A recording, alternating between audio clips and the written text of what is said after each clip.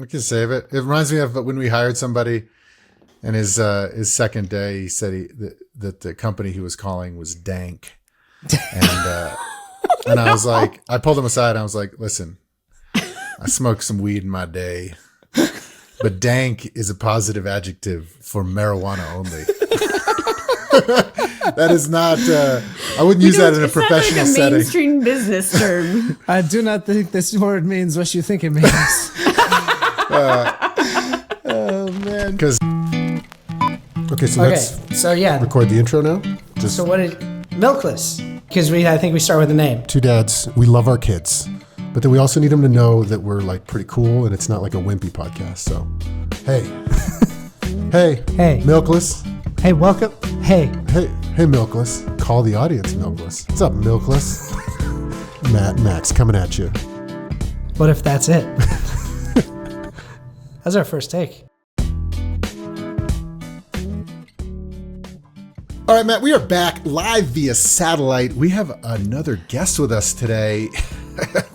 Friend of the show. She's back. Amanda Brinkman, a.k.a. AB, is back via popular demand. Listen, the people are clamoring. Was just stuffed full.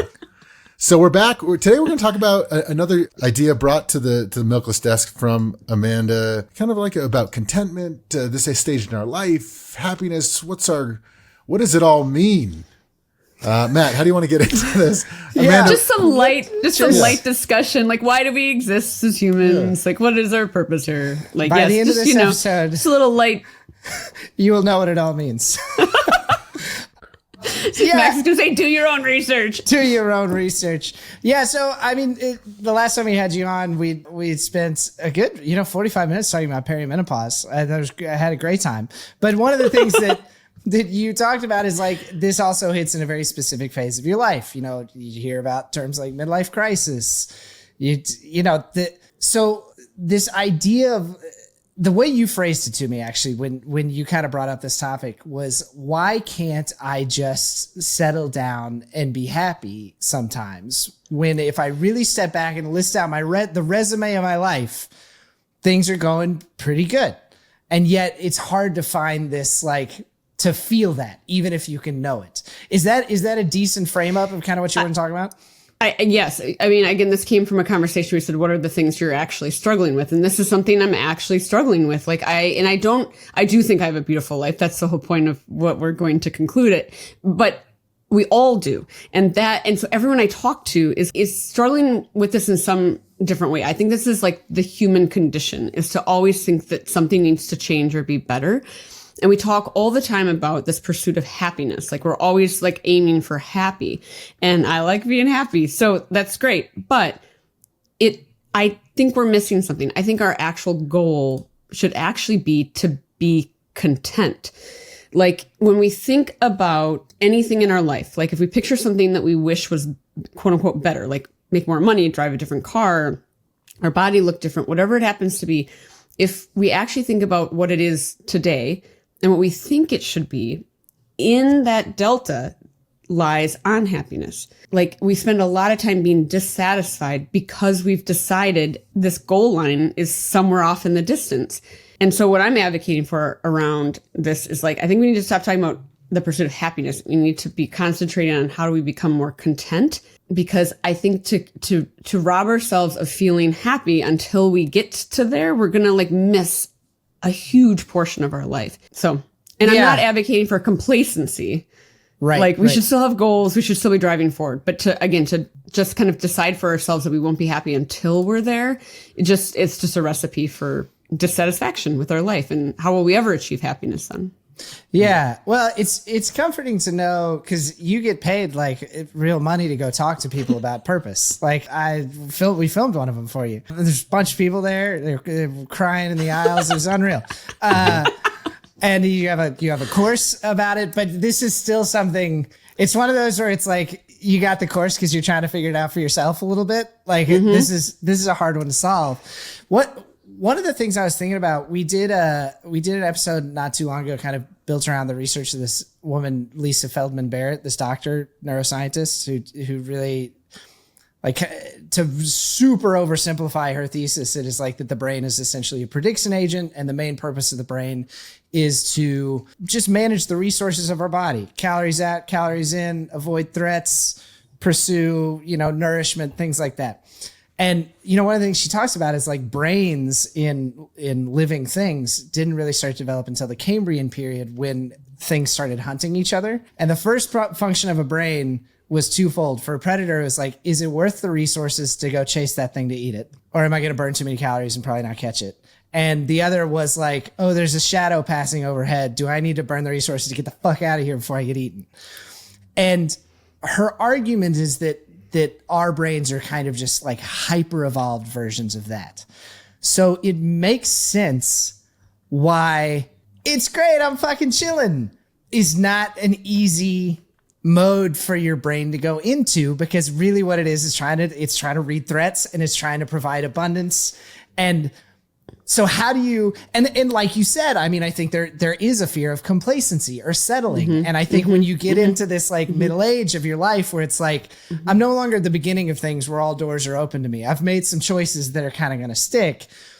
I don't want to become complacent and not continue to try to make the second half of my life really interesting, et cetera, et cetera. So how do you hold those two kind of contradictory things at once with a brain that's made to kind of try to fix what's wrong? Right. Oh, so well said. And that is that is the crux of it. That I think will just be why it's so hard to be a human being. Like, we just need to chill the fuck out. Like, we are so wound up. And you've met my friend Nancy Lyons. She talks about this concept of internalized capitalism. We've done this to ourselves. We've kind of decided we only have value if we're productive. Like, so we've done it to ourselves. But I always use the example, like, if there was like a number you used to think you needed to make, and like once you made that amount of money, like you would never ask for more money ever again. Like, you would be so set. And we've all reached that number. And then like a week later, you like move the goal line again. Like, now that's not enough. And that's just one example of how we do this to ourselves all the time. And so I think the first step that I've just tried to like observe that, like watch that I'm doing that. So when I feel a moment of like angst or dissatisfaction, I try to watch myself doing that and see it for what it is. Like, oh, you've just decided that that's where happiness is waiting for you. Just change your mind, which is so much easier said than done. But that is essentially what you need to do. You just need to change your mind that what you have now is fantastic. And so first it's just like watching it. The second is, I think we have to have real practices or rituals or tools to like re-center ourselves, because to your point, this is a wiring of our brains. It's a survival thing that it's doing it. So by the same token, we have to also rewire our brains to look for the good. Like, people always talk about positivity as if it's just a personality trait. And just in some people, it does feel like that's just who they are. But both of you are, the two of you are two of the most, I'm not joking, the two of you are two of the most positive people in my life. It's why I like, and I spend a lot of time with both of you. And a big part of what I like about being around you is I feel like you do work hard at it. Amanda, you very intentionally, and Max, you in this kind of like hilariously instinctive way where you're like, what the fuck is a gratitude practice? When I wake up and I'm not feeling good, I go through the list of all the things that I am grateful for in my life. And I'm like, yeah, you invented it yourself. But you sorry, and go Oprah. on. But I do think that both of you guys are very positive people. I think of you that way. Well, I think it goes down to the framing. So here's the thing. Like, I've said it before on the program, like a lot of times you hear, if you're super goal oriented, where your whole life is to win a gold medal in the Olympics, or you have, if I could just make this money, then I'll be happy. What happens is, like, whenever you get there, either you don't reach it and you're sad, or you do reach it. And then it's like, then what's next? But here's what's interesting about that is, like, you hear this, it sounds like such a trope, but it is all about the journey. And the journey, the only way the journey can be fun is if there's contentment, where the journey is what is fun. It's not about, you're not trying to get somewhere and if only then I will be happy. You can do the same shit.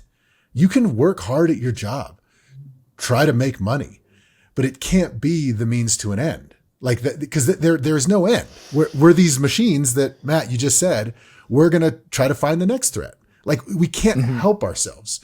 So if it's just a reframing, it's the same thing kind of we said in the perimenopause episode. Like if you just kind of know how you work and it's like, oh, is this fun?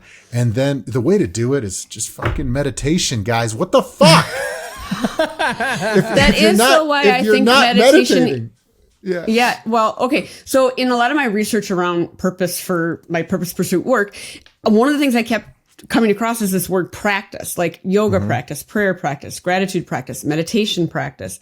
And I just kept kind of skipping over the word. I actually wasn't comprehend. I wasn't even thinking about the word. Talk about practice. Come on, practice. Not a game. Went to the same spot. Allen Iverson. Sorry. I think that is the word though, because we need these things to practice getting back uncentered. Like no one is enlightened and all the time is in the space of happiness. It's like we just have better tools for getting back on track faster, getting back to a state of contentment faster, because our brain will want to do that. And so I do think gratitude practices, because historically we have talked about gratitude like it's an emotion, like the thing we do at Thanksgiving where we go around the table and we say family, health, friends.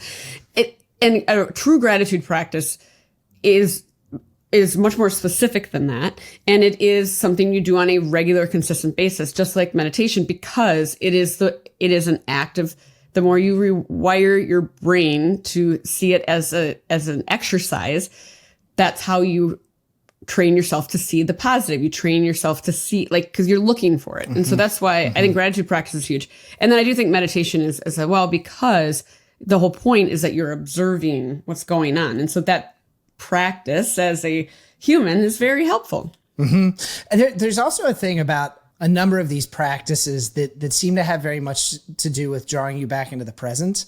Because if you are present, you can be content with a point on the journey that is not the destination. Like if you're spending all your time kind of in either, obviously regretting the past is not a recipe for success, but also like constantly planning for the future or trying to live for this future state, well, then you are constantly experiencing that delta between where you are and what you want.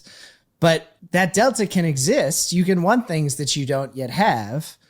But as long as you are kind of in the moment, one, the present is the only place you have any power to do anything. The future and the past are ancient states. The present, you actually have agency. And two, it's like, I'm not there yet, but right here where I am right now is good. That's some Dalai Lama shit right there. That's good. That's really good. That's, Lama. That is very, very good and completely true. And think about like a video game, for example. Like nobody wants to play a video game where like you sign up and like and like you go all the way through the level, like no problems, no things to learn, no whatever, infinite lives, and then you go to the next level. Like this is not a game you want to play. You want to try and like you have to try it a few times. You have to like learn, like that's where the gold coin is, or I don't know. I didn't play video games, but in terms of like loving the journey, like it's supposed to be fun. Like learning how to do life. If we're drawing that metaphor, like it's supposed to be fun. We're not supposed to sail all the way through it, but we're so good at looking back on life and saying like, oh, those were the good old days. That was so great. And it's like, I bet you like we weren't as present as we could have been, like during that time. We weren't as content with that stage of life or that project or that team as we could have been. And so how do we apply that to right now? Like we want the journey. We really do. And so why do we keep kind of begrudging the journey in the meantime? A lot of time for me, it's the framing of it. It's if and again, not to go into the Waking Up app, the Sam Harris thing, but it's this meditation app, but then also there's like these little 5 to 10 minute podcasty things from like Buddhists or, PhDs or whatever, neuroscientists. And like, one of the things that was just kind of said is like if you're not mindful, you're not practicing mindfulness, or you're not aware of what's going on, you just kind of get caught up in things. And everyone knows that feeling when the anxiety is kind of overwhelming. And then this is where maybe I, quote, invented my own little gratitude practices, 10 years ago, 20 years ago. I would just be like, okay, I'm so stressed out. And I would just try to think about, people in parts of the world would cut off their left hand to have my problems. Their left what? Sorry, you still. I'm glad we cleaned it up for this episode. Yeah. Yeah. I don't know the left. I wouldn't have said left nut. I always say left hand or left pinky. Okay, I was just debating between the pinky or the That's hand. not what I was thinking either. So go ahead. We definitely weren't. Okay. Anyway, I don't know what else it could have been. Go on. Yeah. Anyway. Who knows? So it's just kind of reframing it, because then I can say, oh, okay, everything I'm doing here is a choice. And I don't know, just going through that process when you don't feel like you are a prisoner to your life. I don't know. And then the mindfulness sort of thing, the meditation thing has helped even more. Everything is a choice. Being a parent is a choice. Participating in society is a choice. My job is a choice. Like anytime I got really stressed out in my 20s, I used to imagine, this is so weird. This isn't a gratitude practice. This is an escape fantasy. I could just move into the middle of the woods in Alaska, in Canada, and just build a log cabin. I don't have to do any of this shit. That remains one of Caitlin Murray's longtime friend of the show, Big Time Adulting. One of her most kind of like well-loved posts ever was like, when your kids are so far up your ass, you feel like you can taste them. Just imagine leaving your family, just running away and abandoning your family. And it's a hilarious, you know, she's obviously very funny and the way she tells it is hilarious, but it is kind of the same exercise, because ultimately what she arrives at is like, there, you get this little release of like, oh yeah, I could just abandon all this responsibility. But what she realizes is she's like, that's not what I want. This is a choice. This is a choice that I made. And then you almost re-engage. You have the loss, and then you re-engage. It is her post. I didn't even realize this, but I used to always do this, that like I could just quit my job. Oh, wow. And then I kind of like relish in that feeling of quitting my job. Oh, it feels so good. Giving fucking double middle fingers to everybody, you know, walking out. Oh, that feels so good. And then it's like, wait a minute, I don't have a job. It's like, fuck, I need money. And then it's Should like, have thought that through. oh, let me apply for this job. Oh shit. All that went away. And it's like, yay, I have a job. Thank God. And I don't know. It's like a weird roundabout way to do a gratitude practice, but same thing with the kids. It's like, oh, thank God I have these awesome kids. Because if you're just in the waves, in the crashing of the waves, then it's just like fucking diapers or tantrums or psychological warfare, you know? It's like, that is a good word for parenting. I heard someone say once that like your life isn't happening to you, it's happening for you. And it's not happening to you, it's happening for you. And for me, that was a huge reframing, because I think sometimes you do just feel like you're just doing the next thing on the list. And when you think about how your kids are driving you crazy, that feels like it's happening to you. Like, hey, I'm a human too, and I need my time. And like, I never realize how selfish I am more than when I'm in these moments where like my family needs me the most. Like, then I'm like, you know, and so, or even the fact that I'm using the word selfish for that. But like, I feel like that's happening to me, like all these requests of me. But like, if you just see it as like happening for you, like this beautiful human wants my thoughts on this thing, and this like, it just, to your point, it's like, it's a reframing. Like, this is all like, it's all for you. It's not this thing you're like surviving. This episode is brought to you by the Milkless Patreon. If you want to keep listening, it's only going to cost $79.99 per month. We're going entirely offline, so you can no longer listen unless you pay $79.99 per month. Just kidding, it's fucking free. We're actually losing money on the episodes, but we love doing it for you. All we want is for you to tell a friend. Think about that one friend who listens to podcasts. They told you about serial podcasts. They told you about, and it's like, tell them about one. Yeah. And it's Milkless. Just return the favor. The $79.99 does get you feet pics from Max. So if you're into that. Yeah. It's so interesting, because I will admit that at times, like for you guys who are very positive, I think sometimes, like Amanda, you'll say things like, what you need to do is change your mind. And you acknowledge, of course, that's easier said than done. Or Max, you're like, it's a reframing, or it's not happening to you, it's happening for you. There is a part of me that has slight discomfort with that, because like, it's like, well, but don't just some of us like wake up on the right side of the bed more than others, I guess. Like that, back to what you said earlier, Amanda, that it's a personality trait to be cheery, or, you know, something you're born with. And I think that's also tied to, you don't want to not acknowledge the parts of life that are hard. And we're in this moment as a culture where we're really trying to like talk about things like trauma and the way that lodges in there and how difficult that is to deal with, and acknowledge that that things about life are hard, and you know, that things like actually changing your mind are really complicated. But I do, because the danger of that is like when your life gets hard, you don't want to think like, oh, it's because I'm doing it wrong. You know what I mean? Like that, then you kind of compound the hardness of the situation, and you get into this whole, you know, gap between where you are and where you wish you were.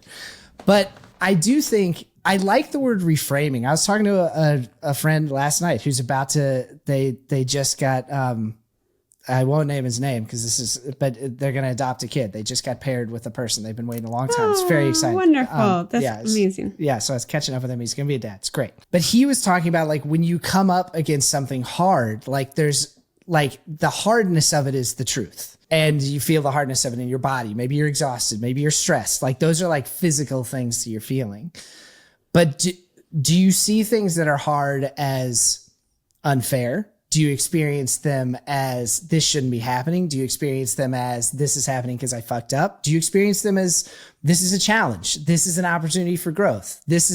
And Max, that I think gets to, when we had Dr. Cutlip on the show, one of the things she talks about in her book is like, if you experience your stress as anxiety, like, and a problem, then it makes your stress worse. But if you experience your stress as an indicator of the next thing you need to do, then it can actually start to feel a lot more like motivation. And all of those, like a belief is just a repetitive thought, right? So it's like the more times you think this thing, the more it starts to become your belief system. And so I want to hold at the same time, life is hard. Traumas happen and they can be very difficult to recover from.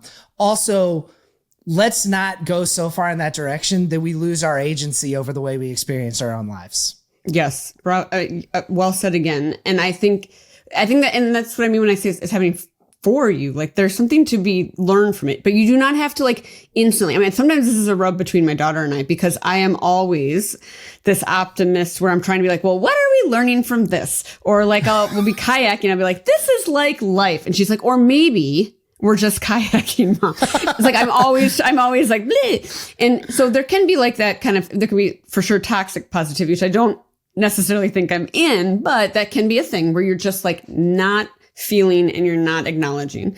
But I do think that there's a time where you're supposed to first like sit in it. You're supposed to feel it all the way. You're supposed to acknowledge how hard it is and let yourself for sure feel that. But I'm not sure that I think that then you get to a place of diminishing returns for how long you're sitting in it.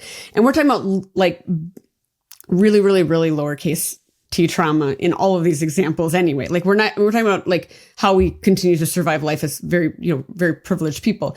We're definitely not talking about big T trauma. But I think in this general, like it's just about, seeing why it's there. And then there's this old mantra, like if you keep getting the same lesson back, like if you keep being like, how am I here again? How am I frustrated with this thing again or not reacting the right way again? It's because like whatever you're supposed to be learning from it, you haven't yet. And so it's going to keep coming back until you learn the lesson. And so, I think it's just about, I'm definitely not acknowledging like you should always be like, well, what are we learning? Like right away. But at the same time, like how long do you need to sit, like cry? And I guess this is like we're double teaming you. We're like teaming up on you, Matt, here because double positivity is actually, it's like exponential. No, that's toxic. Yeah. But is honestly, we're talking about, you know, the small T, whatever, is like, I'm not talking about like a, you know, pet dying or like, you know, family member something, you know, like that. Yeah, let's sit in that sadness. Cool. But everything else is like, what the fuck do you got to be sad about, dude? Oh, like, okay. Or stressed about. I was just in Chicago last week for a speaking thing, and I was in the elevator with this gentleman. And the front desk would give you endless amounts of bottled water if you just asked for it, which is it's kind of an amenity. And I am like pro hydration. I drink a lot of water. So I go down and I ask for, 2 more bottles of water, and I get in the elevator, and an older gentleman had also done the same thing. And we were having a truly different experience of these 2 bottles of water, because I then learned what his experience of it was, because being me, I'm like, isn't it great that they give you water here? Like, this is so great. I'm like I'm super excited about it. And he's like, I can't believe we have to go all the way down to the front desk to get it. And I'm like, we are both, I mean, that's what I think we're talking about. It's like you could have 2 different experiences of the fact is they give you water. Mm-hmm. You get to choose like whether or not you see that as like cool or like they gotta go down to the front desk. And there's a third guy in the elevator. And so I couldn't let it go. And so I was just like, yeah, but I just think, a lot of hotels don't do that. And it just sure is nice. And I think I like mildly convinced him. But if I was just planting a seed for him that like, you can keep looking at it that way, sir. Like, I think that's the kind of experience we're talking about. Like just be content. Like, that's so great that they have water. Like, maybe you need to get the steps. I don't know. Like, just, we just worry about too much as people. We're just, everything's a bummer. And it's like, stop. Life is so great. Yeah. And free water. Free water, dude. There's that great Louis C.K. bit where he's talking about being on an airplane, the first time they ever had internet on an airplane. And then they had to wait on the jet bridge for 45 minutes. Yeah. On the tarmac. Yeah. And then he's like, the internet went out on the airplane right after they put internet on airplanes. And the person beside him just slams their laptop and goes, this is fucking bullshit. And he's like, this is just happened. This is the newest thing. Yeah, like, you're not blown away. That's what I mean. You're flying through the air impossibly. Incredibly. Yeah. We've lost the thread a bit. So I guess that's what I'm advocating for. Well, that's like rewiring your brain, because that's your daily experience. Like that was, 5 minutes of our life or whatever. I mean, that's maybe what he was complaining about, but like that was like, that if that isn't your like life's existence, I'm not sure what is. It's all these little moments like that all come together, and that is what your life is. All these tiny moments. It's about those gratitude practices. And Max so has to do the voice. He doesn't like the terms. I don't like the term. I think big gratitude sucks at marketing. Yeah. Get on that. So, Brinkman's an experienced marketing professional. Here's my gratitude practice. Another one I do is I imagine something horrible happening to me, disfiguring, awful. No arms and legs. They call me Stumpy.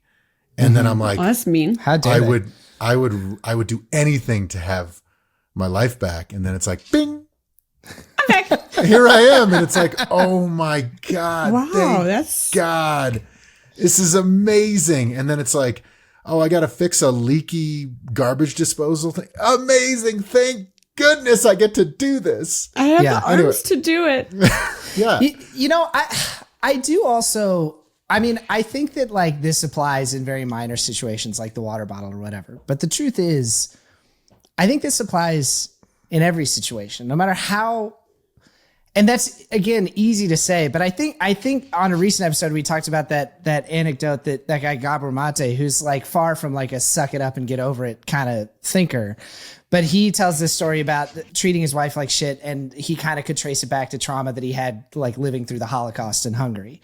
And then he's like, but I'm a grown man now, and I don't want to act like that anymore. So I need to find a new way to think about this kind of thing. So even with something where like certainly he has every reason to struggle with this thing, he's still like, but I don't want to. So I need to change my, one of the ways I think about this is like, what is my story around this thing?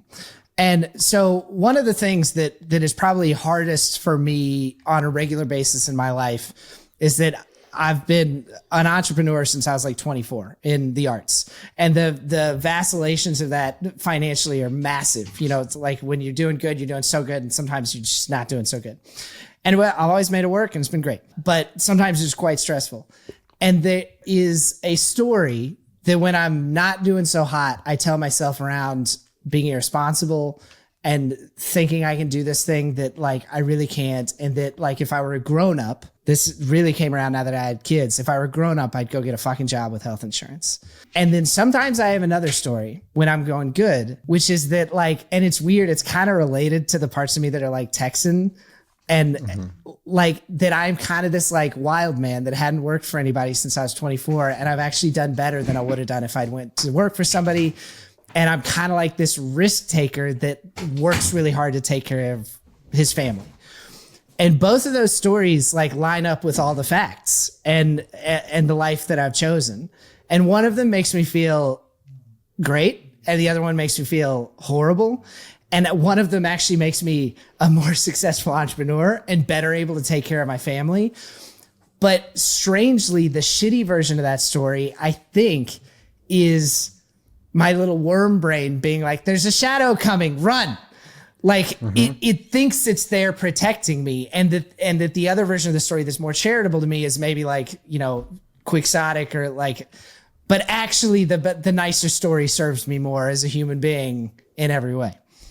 Yeah. I mean, for me, it's like when I have the negative emotion, I guess what you're saying, it's about identification and like name it to tame it or whatever. Like basically like when I feel that way, oh, you're a piece of shit. Like you've said that you think about yourself quite.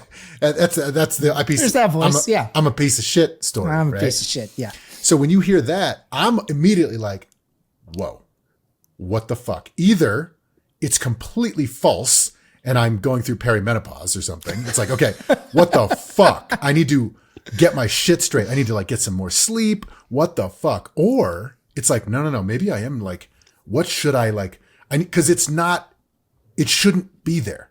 It's that's the thing. Like, look, if pet dies, let's cry about it. Let's be really sad and sit around and cry. Like that's a good thing. If I'm feeling like shit about myself, something is fucking wrong. Like, I either need to fix like, what is it? Like, that for me.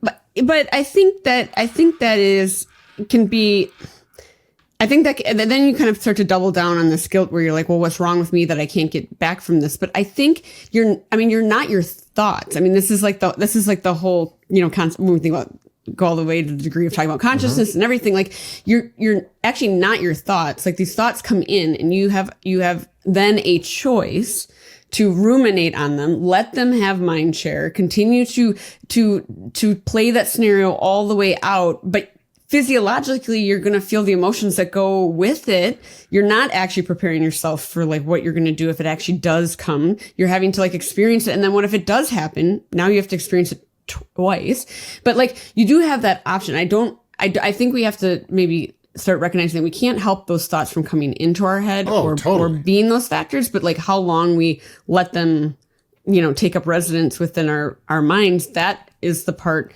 that's more of our choice. But like recently I heard this concept like that we should name our brains. And I love this. Like, so when your brain is doing the thing where it's telling you you're not good enough or you're not whatever, or like, I can't even say what you guys are saying. I can't even say that phrase, like, you're a piece of shit. I can't even, like, that horrifies me to think about saying that to myself. But I know that is just totally a thing. That you name it, like you give it a name, like mine is Brenda. And I'm sorry if either of your mother's names are Brenda. I should know my audience. My second grade teacher was named Brenda, but she sucked. So okay. Go for all it. right. So as long as this is the hard part about it. It's, you know, people have association with, but so when Brenda. I'm having these thoughts, sorry, Brenda, when I'm having these thoughts, I'm like, oh, there goes Brenda. Like Brenda does this, Brenda. And then I can actually get better at identifying my triggers too, which I already thought I was pretty good at, but now I'm even better at it. Cause I'm like, Brenda always reacts this way when there's this new thing she can't quite solve. And instead of saying, I wonder how I'm going to solve it, instead Brenda says, I'll never solve it. And so this is Brenda being Brenda. And then it's not me. Like, it's not me doing it. It's like this, you're giving kind of a name to your thoughts in that process. And for me, that's been a super helpful way to like spend less time in that rumination period and just feel less. To your point, Max, I think then we can start to actually double down on like, what is wrong with me? For like me, when I hear the Brenda thing come in, or like, oh, you're a piece of shit, or like, oh, you know, you're a child, you know, what are you doing? That to me is like a piece of mail. It's like, okay, I just got a piece of mail from myself. I need to like, so I don't stuff it away. Like, it's not like, oh, that shouldn't be here. Stuff it away. It's like, ooh, interesting data. Yes. Either I have a story. That's what I think this does. Yeah. Either I have a story, but I don't think it should be there. So if it comes in, I'm like, it's like, whoa, what is this weird piece of mail? This needs to be dealt with immediately. Either I have some weird story that I need to like, I haven't quite thought through it. Like, oh, I am an entrepreneur and this is who I am. And blah, blah, blah. So work through it. So then it kind of washes away. Or it is actually giving me an alarm bell of like a shadow overhead of a predator. Like you are actually going towards a cliff, dude. Like, yeah. Your intuition does show up in these things. Yeah. Like that's all. Yeah. You also have to listen to yourself. Like we know often. I mean, how often has something happened? And especially as parents, because I think that's part of like how our brain starts to become wired. Like we see it playing all the way out, like the standing on the chair all the way through to like falling off, cracking your head open, blah, blah, blah. And so, but things will happen and you'll be like, I knew that. Like we say that phrase even, like I knew that was going to happen. We had this little flash that we didn't listen to where it's like, this is like a little alarm bell. But I love analogies and metaphors. So like just to keep playing out your like nail one though, like it would be interesting then to say like, well, why do I keep getting this piece of junk mail? Like do I need to go to a root cause of, I'm on some sort of mailing list. Like how do I get off this mailing list where I keep getting the same piece of like junk mail? I do not want it. Do not send. Like, and that would be analogous to like starting to think about like, why is this trigger always a thing for me? Like, like how do I spend less time here for sure? But also like, eventually my work should be to figure out why that's a trigger, you know, but in the meantime, I need to figure out like how I'm going to sort the mail. Who's sending this thing? As opposed to just throwing it into the shredder, AKA having a drink, you know, smoking some herb, like, you know, or just watching the TV until 4 a.m. Mail sorting ritual, but okay. That sounds like more fun than mine. I'm just like terror. This is like the naming the brain thing, I think, is another thing that you like did without like that you invented by yourself. Cause I've heard you say that you'll be like, Maxie baby. Yeah. That's the name of your brain. Maxie baby, go to sleep, deal with it tomorrow. You need some rest, buddy. Yeah. Yeah. It is that kind of like third person. Because sometimes there is no reason for it being sent and it's just tiredness and you're just catastrophizing. And it's like, oh, that looks very similar to a real threat. It's weird. They're identical. Yeah. Both pieces of mail could be mistaken for the other. Yeah. One, a real threat. You're about to lose your house. The other one, you're just being like a tired wimp about it. Yeah. Deal with it tomorrow. You're just trying to find scary things. You know that feeling when you're in bed and you're bouncing around to like the 4 scary things. It's like, what about this? What about that? And then the work, and then the kids, and then the work, and then the vacation, and then the travel, and then the plane, and then so Maxie baby. Maxie baby. Like calm down. Time to go to bed. I see this is what I think our work is to be done though as humans. Like I think this is what we will always struggle with is like, how do you just remain, we hear this term a lot, like how do you become present? And like, that's what we're talking about. Like, how are we just like living in this moment, truly enjoying it for what it is, still being planful and driven and like all these different things. But like, how do we maximize our enjoyment or our presence in each individual moment? And I think contentment is a huge key to that, like to actually truly value it for what it is and not what it isn't yet or what it could be, but to just truly just enjoy it for what it is. I think for me, this will just always be my work is to like, how do I enjoy this beautiful life I've built? Like, yeah.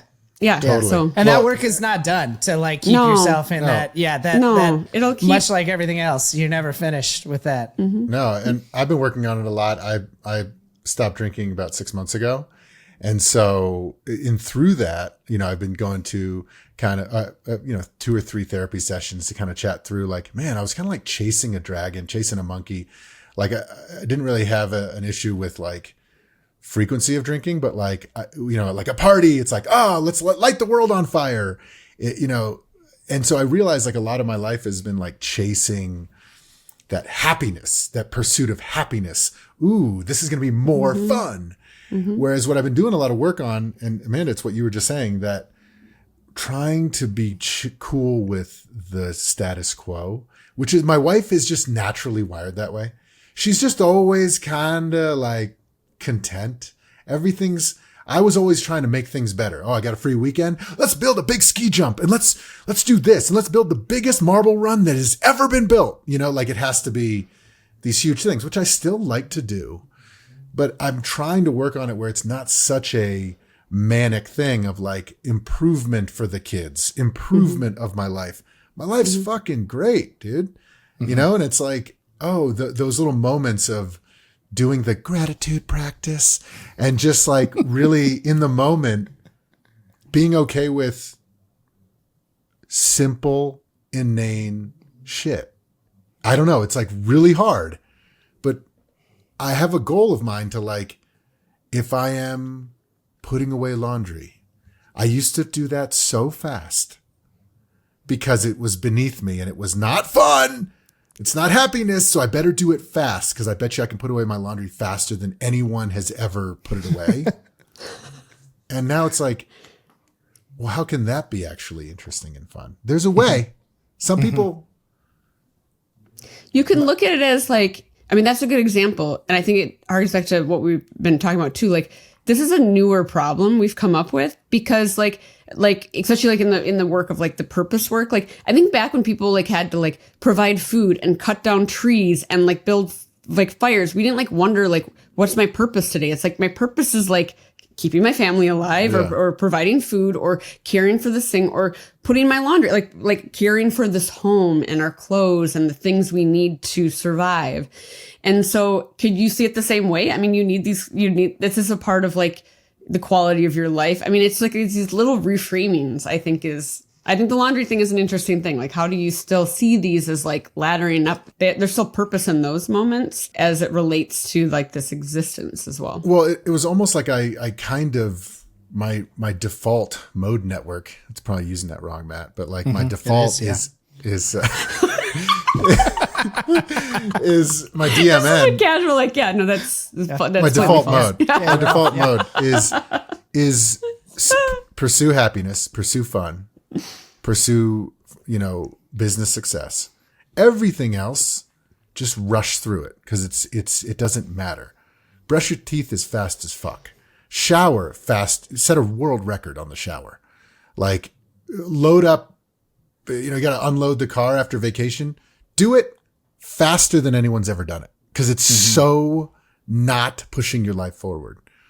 But what's weird is like life is built of so many of those moments. And some might say that the majority of life is those moments. I never used to make my bed. It's like, I'm just going to get back fucking in it. Now I make the bed every day. It's kind of like part of the fun thing. Yeah. Someone gave me this advice before our daughter became like a middle schooler. And I'm very glad. I mean, this applies to kids of all ages. But they said, especially in middle school, like when they start to open up about their day or whatever, like whatever you are doing, despite the importance of the dishwasher or the thing or like whatever we're doing, you're so busy. We're just so busy as people and as parents. But just like literally put the stuff down. Don't, even if you feel like you can still listen while you do the task. Like there is nothing like stopping and like making eye contact and like truly listening.